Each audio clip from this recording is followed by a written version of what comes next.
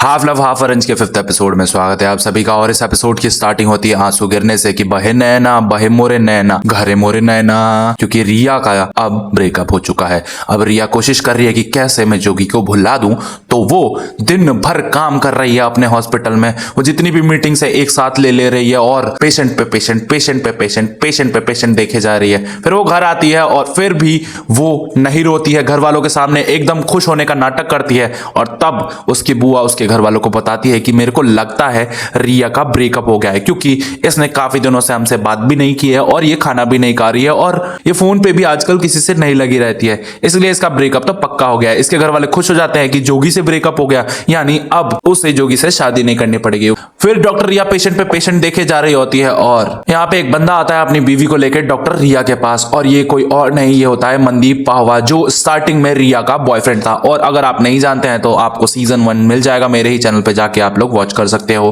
और वहां से पता चलेगा मनदीप पाहवा कौन है। मनदीप पाहवा जो है जब वहां पे आता है तो रिया शॉक्ड हो जाती है और वो अपनी बीवी को लेके आता है और कहता है कि देखो मेरी बीवी है ना 3 महीने से प्रेग्नेंट है, आप देख के बताइए कि कोई खतरा तो नहीं है ना। और फिर डॉक्टर रिया जो है सारा चेकअप कर देती है और कुछ दवाइयां लिखती है ताकि उसकी बीवी और बच्चा जो है वो सेफ रह सके। इसके बाद मनदीप जो है वो काफी ज्यादा तारीफ करता है अपनी बीवी के सामने डॉक्टर रिया की। यहाँ डॉक्टर रिया कहती है कि यार मनदीप इतना खराब बंदा भी नहीं है।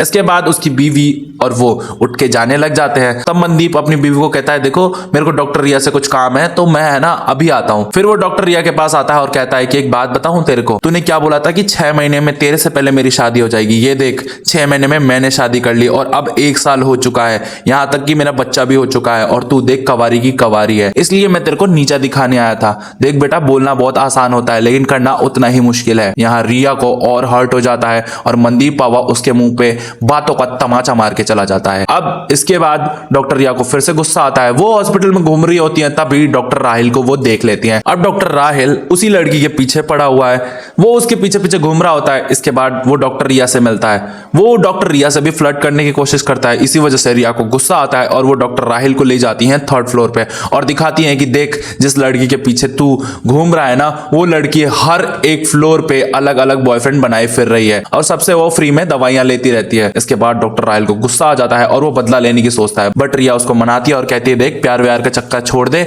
ये सब धोखाधड़ी होता है। यहाँ डॉक्टर रिया फिर से परेशान है और अब वो घर के पास आती है, तब वो गाड़ी पार्क करती है और उसकी गाड़ी जो है वो सही से पार्क नहीं होती और वो गाड़ी के पास बैठ के रोने लग जाती है। अब जब वो रो रही होती है तब उसके पास वेद आता है और वेद कहता है कि देखो यहाँ से क्या व्यू मस्त लगता है ना।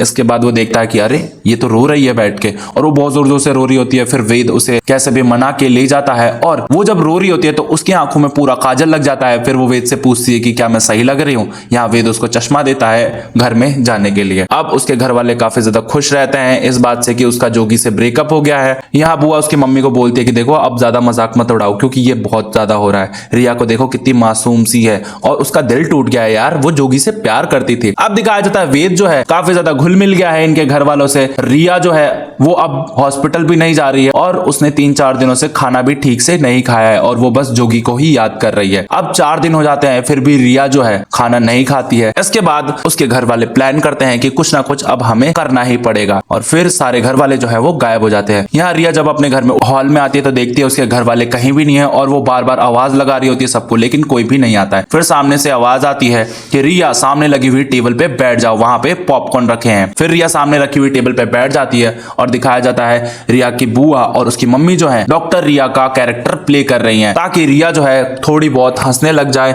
और उसका जो मूड है वो ठीक हो जाए। इसके बाद ये लोग नाटक करने लग जाते हैं डॉक्टर रिया का और उसकी एक्टिंग करने लग जाते हैं। फिर उसके पापा मरीज बन के आते हैं और ऐसा ही नाटक चल रहा होता है। रिया जो है थोड़ी बहुत खुश हो रही होती है कि उसके घर वाले काफी ज्यादा अच्छा एफर्ट मार रहे हैं मुझे हंसाने के लिए। फिर दिखाया जाता है वेद को जो प्रेग्नेंट औरत बन के आता है और इस बात से रिया खूब ज्यादा जोर जोर से हंसने लग जाती है। फिर यहाँ पे डांस चालू हो जाता है और सारे घर वाले नाचने लग जाते हैं और यही बात सिया को बिल्कुल पसंद नहीं आती है और सिया म्यूजिक स्टॉप कर देती है। फिर वो सबसे बोलती है कि देखो आपके घर में एक ही बेटी नहीं, मैं भी आपकी बेटी हूं, और वो लड़ने लग जाती है कि मुझे भी इंपॉर्टेंस दिया करो इस रिया जितनी। फिर वो वहां से गुस्सा होकर चली जाती है और कहती है कि वेद जिस कमरे में रहता है मैं उस कमरे में रहूंगी और अब मैं बुआ के साथ कमरा शेयर नहीं करूंगी और ना ही रिया के साथ। फिर वो अपने कमरे में चली जाती है और इधर पीछे से रिया आती है। रिया कहती है कि इतना ज्यादा नाटक एक कमरा पाने के लिए। फिर सिया कहती है थोड़ा बहुत करना पड़ता है क्योंकि वो वेद साला हमारा कमरा लेके ही बैठा था। उसके बाद ये दोनों बहनों का प्लान सफल हो जाता है। इधर दिखाया जाता है वेद ने सबके लिए खाना बनाया है और फिर सिया जो है वो रिया को बताती है कि देखो बुआ को कैसे आजकल फोन में लगी रहती है, मुझे तो लगता है बुआ का किसी के साथ चक्कर है और अब तो हमें पता लगाना ही पड़ेगा। फिर वो वेद को बुलाते हैं और कहते हैं कि देखना बुआ किसी से चैटिंग कर रही है तो तू खाने के बहाने जा और उनके फोन में झांक के देख। तब भी वेद जो है वो सही ढंग से नहीं पढ़ पाता है बुआ के मैसेजेस और फिर रिया और सिया रात में एक प्लान बनाते हैं कि लगता है बुआ जरूर किसी से मिलने जाती होंगी। ये लोग अब उनका पीछा करने लग जाते हैं और फिर तहकीकात करने लग जाते हैं बुआ की। इधर दिखाया जाता है रात हो जाती है और सिया रिया वेद जो है वो अभी भी जग रहे हैं क्योंकि उन्हें पता है बुआ रात को कहीं ना कहीं किसी के साथ जरूर जाएगी। ये लोग अपने गार्डन में आ जाते हैं और घर के बाहर छुप जाते हैं कि जैसे ही बुआ बाहर निकलेगी हम उनका पीछा करने लग जाएंगे। बट इस बार बुआ जो है वो घर के बाहर नहीं निकलती है और इनका प्लान जो है वो फेल हो जाता है। तब सिया परेशान होकर अपने घर में जा ही रही होती है और वो सड़क पे खड़ी होकर जैसे ही घूमती है उसे एक बेहतरीन नजारा दिखता है। इसके बाद वो रिया और वेद को जल्दी से बाहर बुलाती है। जैसे ही रिया और वेद जो है अपने छत की तरफ देखते हैं उनकी आंखें खुली की खुली रह जाती है क्योंकि बुआ जो थी वो अपने घर के पड़ोसी को डेट कर रही थी और उसके पड़ोसी ने उसकी बुआ को पटा लिया था। इधर सिया फटाफट से फोटो खींचती है अपनी बुआ की और आवाज देती है कि बुआ इधर देखो, इधर आपकी फोटो खींच ली है। इसके बाद रजनी बुआ काफी ज्यादा जोर जोर से चिल्ला रही होती है कि देख बेटा वो फोटो डिलीट कर दे, तू जो मांगेगी मैं वो दिला दूंगी, एक काम कर हम कल आइसक्रीम खाने चलेंगे। बट सिया को ये चीजें पसंद नहीं आती है और वो अपनी बुआ से PS5 मांग लेती है यानी गेमिंग सेटअप। बट उसकी बुआ कहती है नहीं मैं इतनी महंगी चीज नहीं दिला सकती। फिर सिया को एक आइडिया आता है कि अगर आपने ये गेमिंग सेटअप मुझे नहीं दिलाया तो ये फोटो सीधा मम्मी के पास जाएगी। रजनी बुआ मान नहीं रही होती है और सिया तो अड़ जाती है जिद पे गेमिंग सेटअप के लिए और यहाँ पे रजनी बुआ बहुत ज्यादा गुस्सा हो रही होती है और तब भी सिया 3 तक गिनती है और वो फोटो सेंड कर देती है अपनी मॉम को। जैसे ही रिया की मॉम ये सब देखती है वो जोर से चिल्लाती हैं और छत पे आती हैं और उसकी बुआ को बहुत जोर जोर से डांटने लग जाती है और कहती है कि घर में चलो, यही दिन देखने के लिए आज तक मैं जिंदा थी। इधर दिखाया जाता है वेद और रिया को। वेद जो है वो बैठा रहता है अपने घर में आके। फिर रिया उसके पास आती है और कहती है कि तू बैल्कोनी से चला क्यों आया, क्या बात है, तू कुछ तो छुपा रहा है। वेद बोलता है ऐसी कोई भी बात नहीं है, एक काम कर तू सो जा और मेरे को बहुत ज्यादा नींद आ रही है। फिर रिया को भी गुस्सा आ रहा होता है और वो पानी की बोतल ले लेती है और कहती है कि देख सच सच बता दे वरना ये पानी की बोतल मैं तेरे बेड पे गिरा दूंगी और तू सो भी नहीं पाएगा। फिर वेद कहता है देख ऐसा मत कर और मेरे दिमाग में कुछ भी ऐसा नहीं है। फिर रिया सचमुच वो पानी की बोतल उड़ेल देती है उसके बेड पे और जबरदस्ती वेद से निकलवाती है कि उसके मन में क्या चल रहा है और वेद बोलता है कि मैं तुम्हें प्यार करता हूँ। रिया पहले तो सोचती है कि ये सब मजाक है,